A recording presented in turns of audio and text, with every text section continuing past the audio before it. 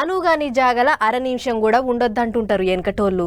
గీ మాటలు ఎవ్వరు పట్టించుకున్నా పట్టించుకోకపోయినా మన లీడర్లు మాత్రం మస్తు గట్టిగా పట్టుకుంటారు. ఎందుకంటే ఉన్న పార్టీల జర్ర పతార తక్కువైందంటే చాలు పక్క సూపులు చూస్తుంటారు. సందు దొరికితే చాలు జంపింగ్లకు తయారైతుంటారు.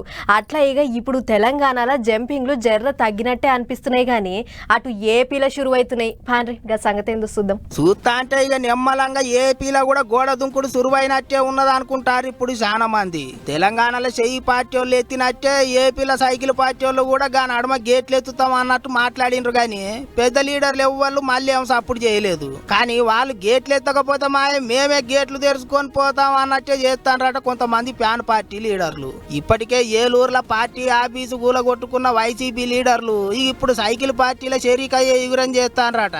ఏలూరు మేయర్ నూర్జహాన్ ఇంటి ఆయనతోని కలిసి సైకిల్ ఎక్కుతాందట.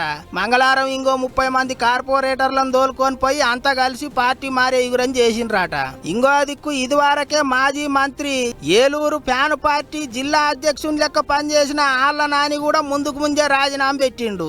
ఎటు పోయేది ఇంకా చెప్పలేదు గాని పిలిస్తే ఆటే పోతాడు అనుకుంటారు. ఇక పార్టీల షరీకు కాక ముందు నుంచే సైకిల్ పార్టీ వాళ్ళతోని కలిసి పనిచేస్తాంది మేయర్ మేడం. సైకిల్ పార్టీ ఎమ్మెల్యేలతోని కలిసి సర్కార్ వాళ్ళ ప్రోగ్రాంలకు పోతున్నది. ఇప్పటికే ఆఫీసు కూలగొట్టిండ్రు, లీడర్లు పోతాండ్రు. ఆయనతో ఏలూరులో ప్యాన్ పార్టీ మొత్తానికే ఖాళీ అవుతుందో ఏమో అనుకుంటారట చాలా మంది. మరి ఏమైతుందో ఏమో గాని అటు పిఠాపురంలో కూడా ఇప్పటికే మాజీ ఎమ్మెల్యే ప్యాన్ పార్టీకి రాజీనామా పెట్టిండు. తత్తిమ జాగలలో కూడా ప్యాన్ పార్టీ లీడర్లు అటు ఇటు చూస్తారట. మరి అంత చూస్తా అంటే పోను పోను ఏపీలో జంపింగ్లు జోరు అందుకుంటాయి కావచ్చు అనుకుంటారు అందరూ.